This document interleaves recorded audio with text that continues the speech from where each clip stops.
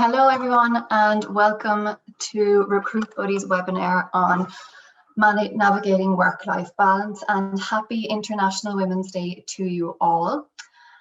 So if you just bear with me 1 second, and we're going to dive right into our session on navigating work-life balance. And first of all, what we're going to do is we're going to identify, why do we find this such a challenge in terms of managing work-life balance, and recognize that we're looking at this not only in normal context, but in, our present day life of managing work-life balance with a pandemic. And it being International Women's Day, we are looking at it from the point of view of a woman. You may or may not have heard before about the term of the mental load, okay? And this came up in a feminist comic in 2017.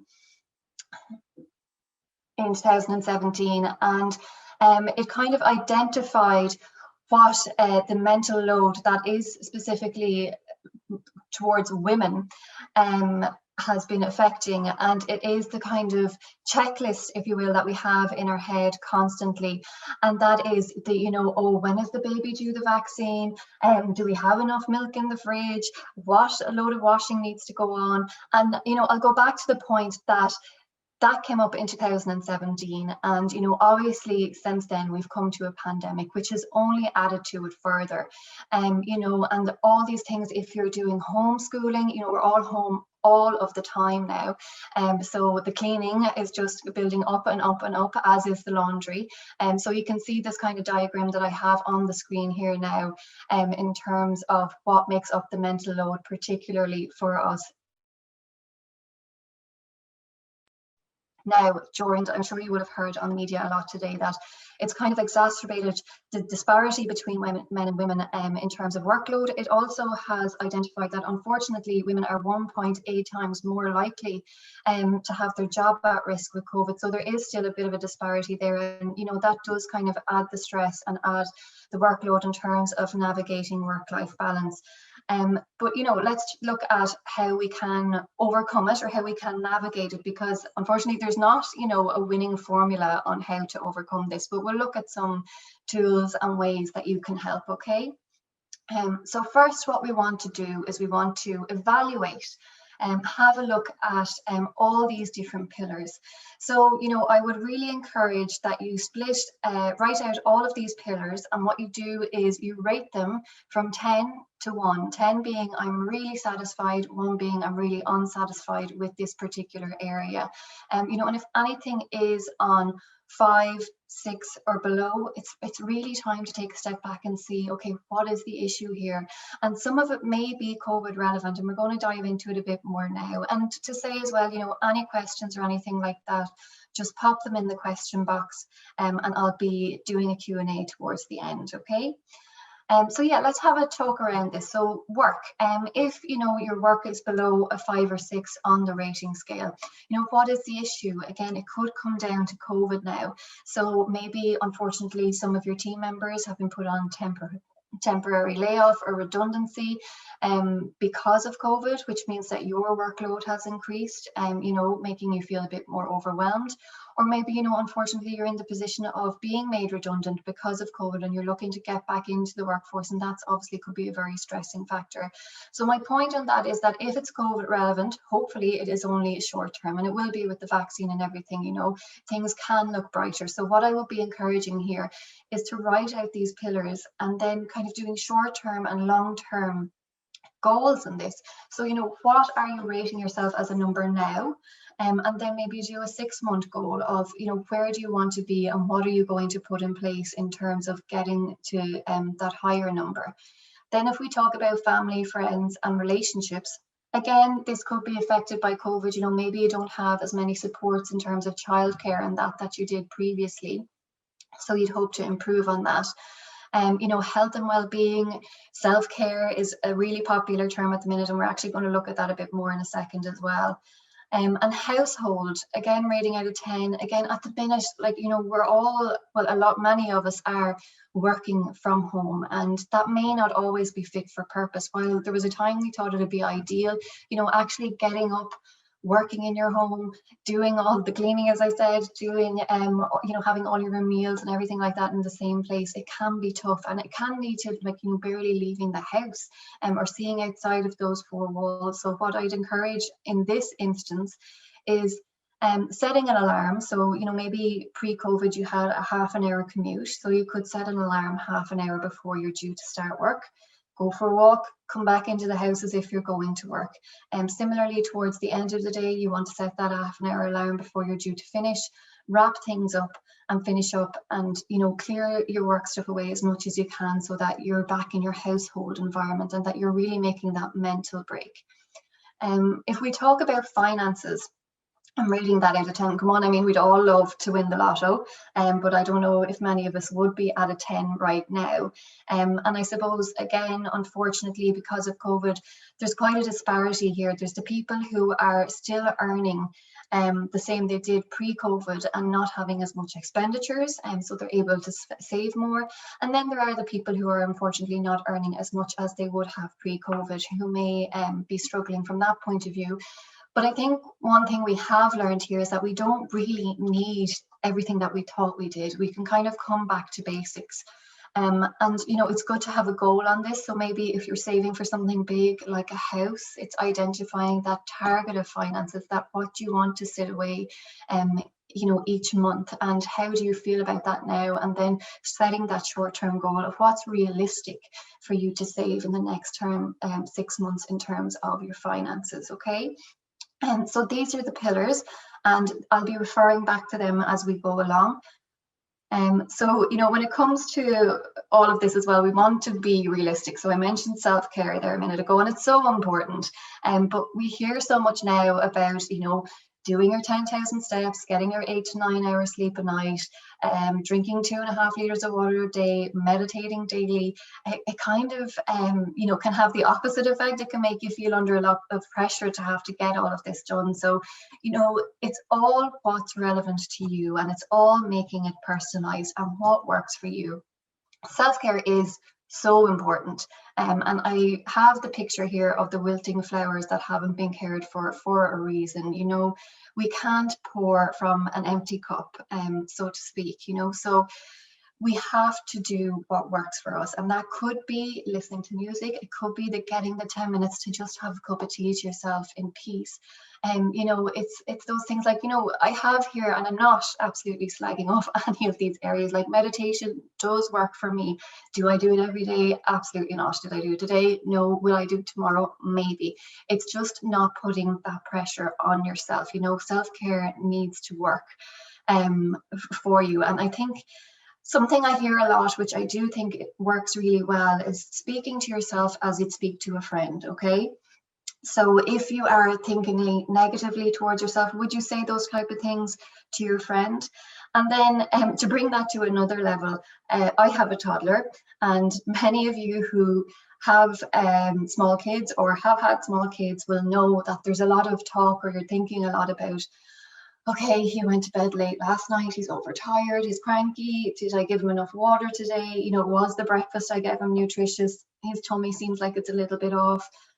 You know, has he eaten something funny? We could kind of treat ourselves as toddlers in a way, like, you know, it's nice to stay up late and have that bit of headspace and time to yourself, but from that, are you going to be overtired? Are you going to be cranky? Are you going to be productive the next day? So I think if looking at self-care from that point of view, and again, like toddlers, routine helps us all out. So plan as much as you can in advance, whether it's meal preparation, whether it's, you know, deadlines in work, and, you know, really drilling down into what you have to get done when. Learn to prioritize, and I think in COVID times, this is really, really important. And for any of you who are perfectionists, it may not sit well, but it will work well. So what you want to do is figure out what your non-negotiables in each of your pillars are, okay? So if we think of work, for example, in a working environment, there are always going to be things that you know, processes that need to be updated, and Google Docs that need to, you know, you need to put a bit more data in. you know, just updating templates and bits and pieces like that that are nice to have, but not the must-haves. You know, you have a deadline for something that's your priority. What needs to be done today? What are the 3 top things in each of our pillars that need to be done today? Okay, so, and if I tie that back again to household, I'd love to clear out all of my cupboards, get them super organized. But, you know, is the house going to fall apart if that doesn't happen? No. You know, do I need to have the presses stocked? Yes. So we have food in the house. So what are your priorities in all of these different pillars that I mentioned? You want to set time limits.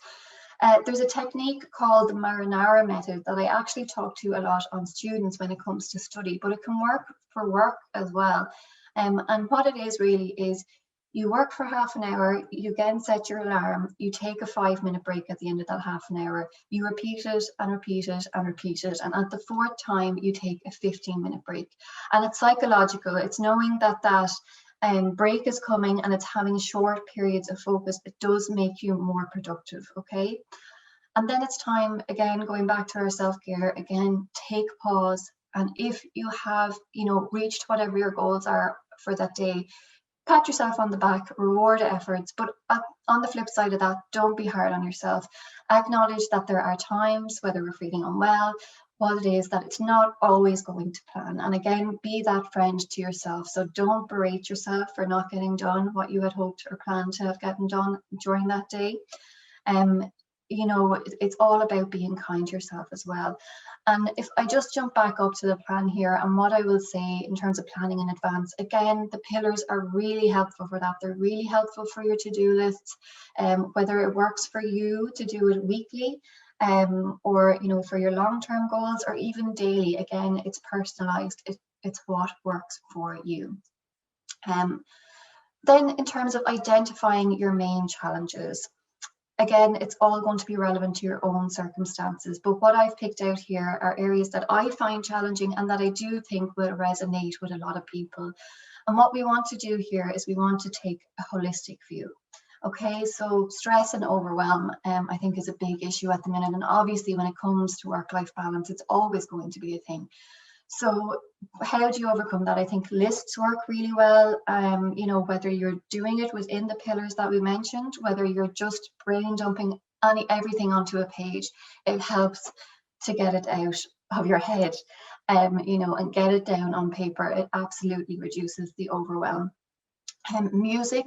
So Beethoven, because he had you know, started music from such a young age, and I'm not musical myself, so I don't know the correct terms here, but, you know, all of his earlier music is in the form of lullabies. And again, that has been psychologically proven to help reduce stress. So if you're in a position where you can put the headphones in, where you can listen to music, to Beethoven's earlier work, it does help reduce that stress. And again, you know, the holistic view here, essential oils, putting a bit of lavender even on a cotton pad and putting it on a radiator helps relax as well if you don't have a diffuser in the house. And then, you know, the two of these are kind of interlinked: procrastination and having a you know, again, I struggle with that. When you're overwhelmed, it's kind of jumping from one thing to the other and not actually getting anything done. I think a lot of people can identify with that. So, you know, the lists can help, having focused. Again, if we go back to our essential oils and that kind of holistic view, rosemary oil has actually been proven to be 3 times more effective than caffeine for keeping you focused. And then finally, look, and it's a really, really important one, communication, being clear and committed in your communication, okay? And there's a few aspects here. So if we look at it in a work context, okay, say you're feeling overwhelmed with your workload and you need to delegate some areas, okay? If you delegate and then, you know, the person you delegated to is coming back with questions, it's easy to get to the point of, oh, it's just easier to do this myself. But you're not doing yourself any favors there. You're taking a step back. So it's about being committed to what you find and what you have put in place to help with your work-life balance. And you know, it goes for family as well. It goes for if you need more support from partners or whoever else is in your life.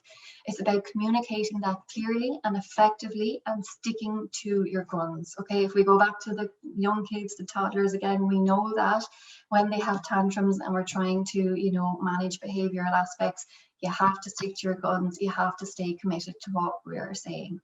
And I suppose on a larger scale here, I do want to make a point that, you know, if navigating work-life balance is one thing. If you feel like your workload is overwhelmed, you know, on any of the fields, and you're doing all of this and you're evaluating, but you're still really struggling, or you're still finding that the challenges are a bit greater than what I have listed here, you know, it's time to really take stock then. And maybe if it's work that's just feeling too much, you know, identify, are you in a position where maybe you need to reduce down to 4 days if that's an option? Do you need to take a career break or make a career change? Or, you know, does there need to be a big change to benefit you mentally, to help you properly challenge, like if the stress and overwhelm is getting too much? So today we are talking about, yes, it's strange times.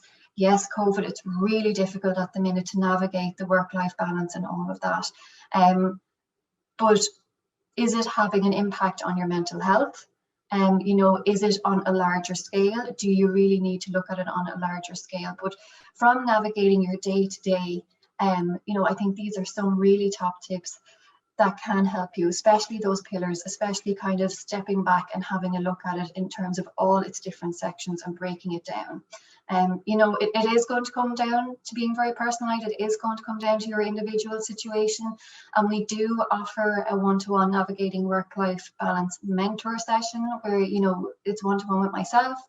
I'll sit with you, I'll talk with you on all of your roles and responsibilities. We'll identify, you know, what are the challenges there and how can you overcome them. So I hope you do find all of that helpful in terms of navigating work-life balance. Given that it is International Women's Day, I also wanted to talk on another little topic. Well, not little by any means. I know there are a number of women who may have been who are or may have been stay-at-home mothers and want to get back into the workforce and feel maybe a lack of confidence in how to go about that. Okay, so it got me thinking in terms of, if we were to write a stay-at-home parent as a job description, what would it look like? And I came up with this, and some of this is quite tongue-in-cheek, like if I read out this one point: produce a variety of high-quality, organic, vegan, nutritious meals and snacks to meet the requirements of a toddler's taste buds on a constant basis. You know, is that possible? Probably not. You know, and it's to highlight two things here. It's to highlight that I think a lot of parents may find the pressure to keep up to all of this, especially the perfectionists of you. But the flip side is, even if you can't keep up to this, have you developed skills? Absolutely you have, by being a stay-at-home parent. Are you a strategic thinking multitasker? Yes.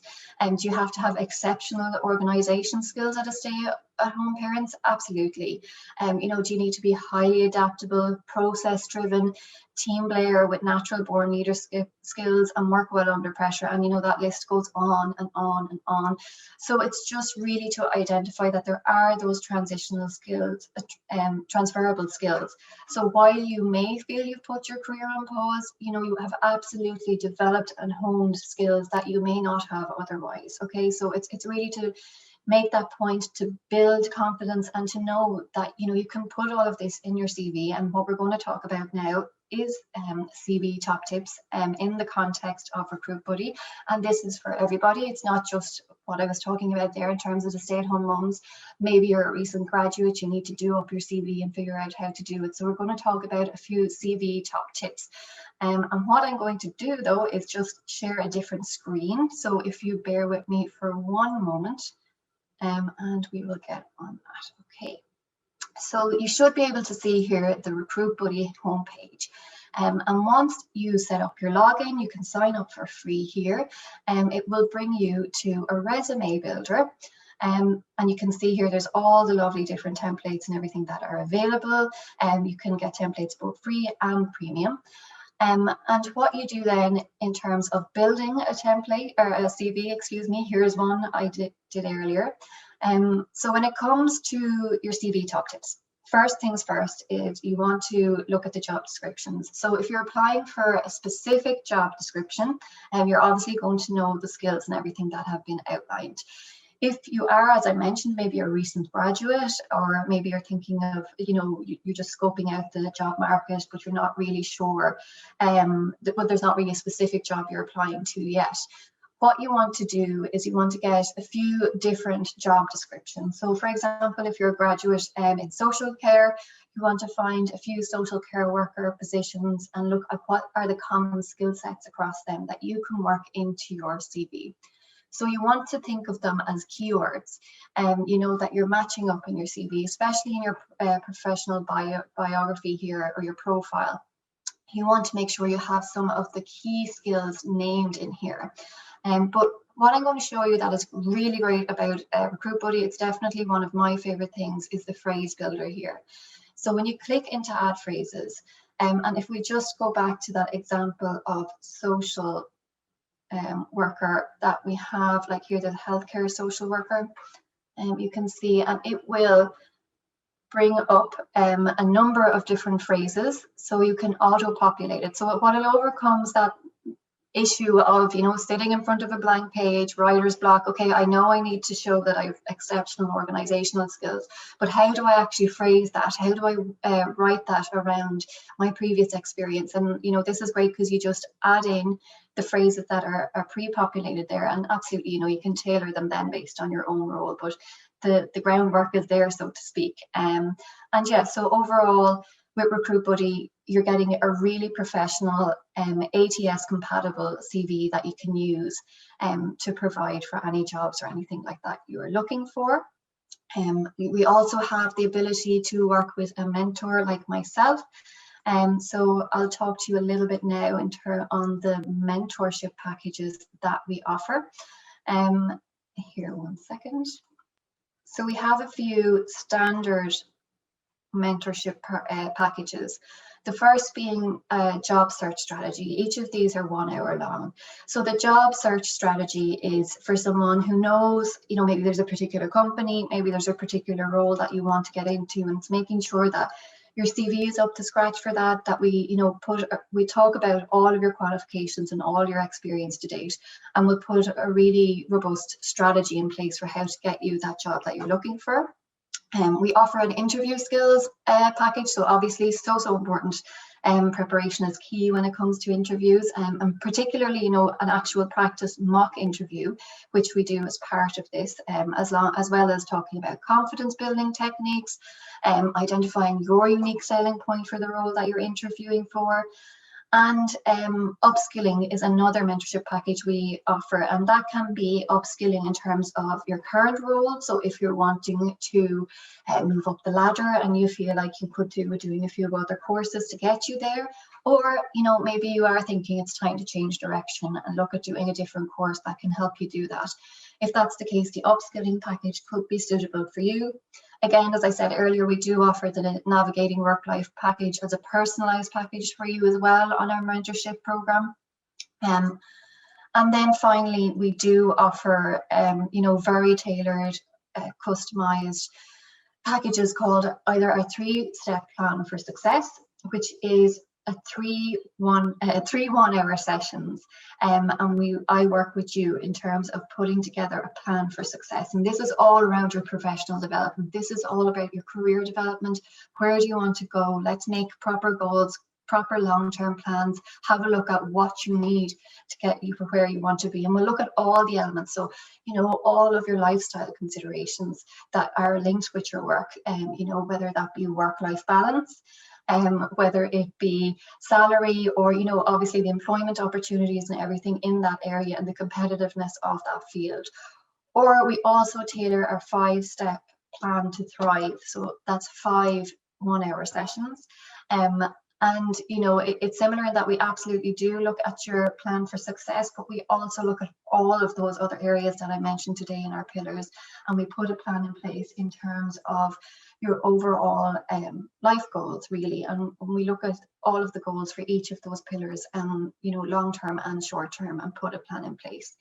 So yeah, that's just to give you an overview of our mentorship packages and RecruitBuddy itself. I'm going to open the platform now for any questions. If you can please put any of your questions you have in the Q&A box. It's been a pleasure to speak to you all on this evening. So I'll just take a look now and see if we have any questions come in. Okay, I think there is one from our social media platform. And it's just about, okay, can you build RecruitBuddy CV for free? Absolutely, you can. So what I'm actually going to do now, guys, is I'm going to show you the pricing model for RecruitBuddy. It is here. Okay, so yes, you can absolutely use some of the CV templates for free, and you can download your CV from that.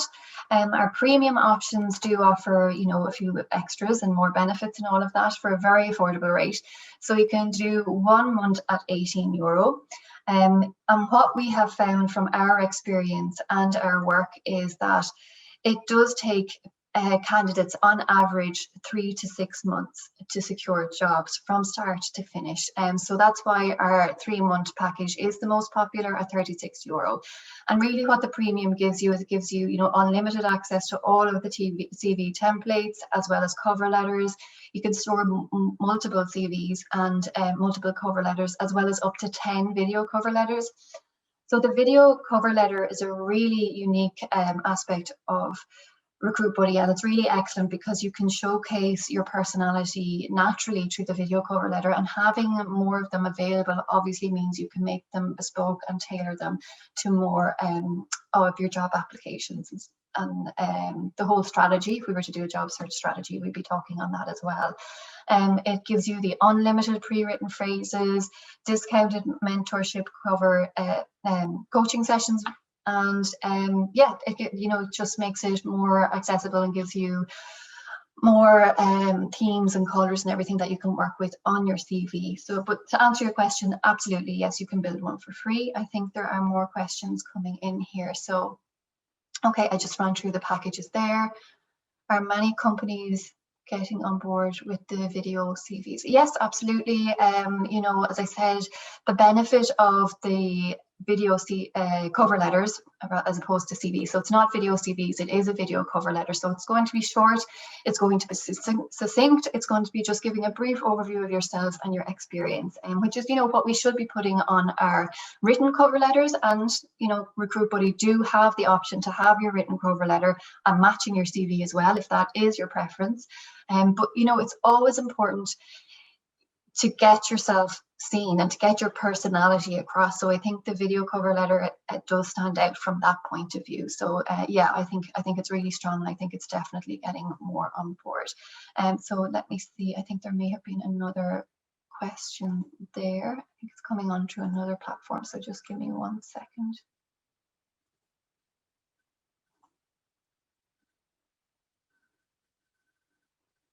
Okay, perfect. No, it's just the thanks. Well, thanks very much to all of you guys. I hope this has been informative. You know, when you go on to recruitbuddy.com, we have our chat section here. If you have any questions, fire it in there. We'll be back to you, you know, with any kind of queries you may have. Yeah, so it has been a pleasure speaking to you today. I'm wishing you every success in terms of your work-life balance. You know, hopefully it does get a little bit easier for us when the restrictions ease a bit. You know, wishing you all the absolute best, and most importantly, health and happiness. So take care. Thanks, guys. Bye-bye.